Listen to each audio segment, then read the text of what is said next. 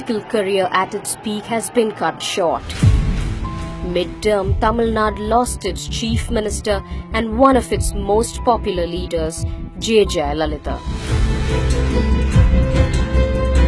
As a young girl, Jayalalitha was called Ammu. She lost her father at the age of 2, and her mother Sandhya, who was also an actor, prodded her into acting. In 1961, when she was only 13, Jayalalitha debuted in Sri Shaila Mahatme.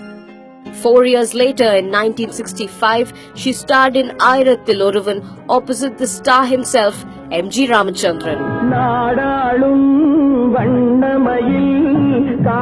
The pair was an instant hit. In 1972, MGR founded the AIADMK, and in 1977, he was elected Chief Minister.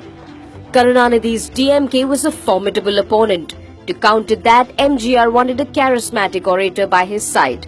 He picked Jayalalitha. She was more inclined towards academics. Reluctantly, she joined the AIADMK in 1982. After MGR's death in 1987, the AIADMK split between Jayalalitha and MGR's widow, V.N. Janaki. Jayalalitha was sidelined at MGR's funeral.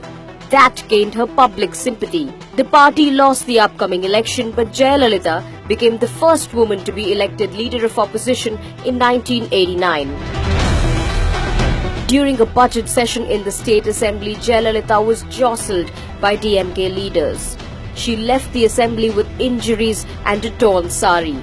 She vowed not to return till she was elected Chief Minister. DMK Chief Karunanidhi became her arch rival. In 1991, AIADMK's ally Rajiv Gandhi was assassinated by the LTT.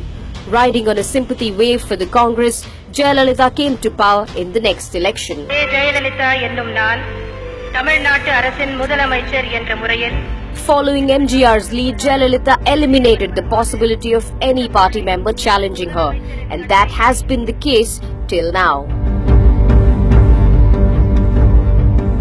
The media was abuzz with allegations of corruption after the opulence displayed at the wedding of her foster son Sudhakaran. The allegations cost her the 1996 election. She was sent to judicial custody for a month. When she returned, the opulence was gone. With a display of austerity, Jayalalitha won her people back.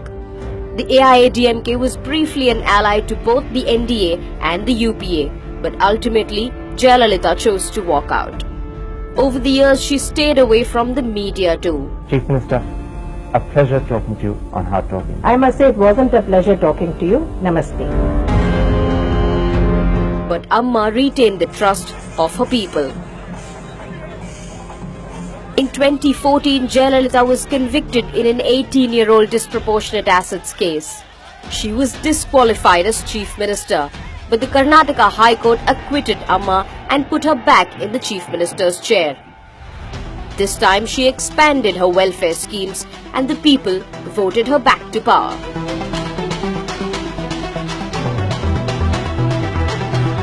Two chief ministers at the time, Jayalalitha and Narendra Modi, had a cordial equation. He attended her swearing-in ceremony in 2011 and she did the same for him in 2012. But in the 2014 Lok Sabha election, when Modi was the BJP's prime ministerial candidate, the AIADMK decided to contest alone. It was going to be a long shot for her to be prime minister, and Jayalalitha knew it all along. Nevertheless, in 2016, she created history by becoming the first leader after MGR to win a second consecutive term in Tamil Nadu. In her lifetime, Jayalalitha made one thing clear: Amma could never be written off.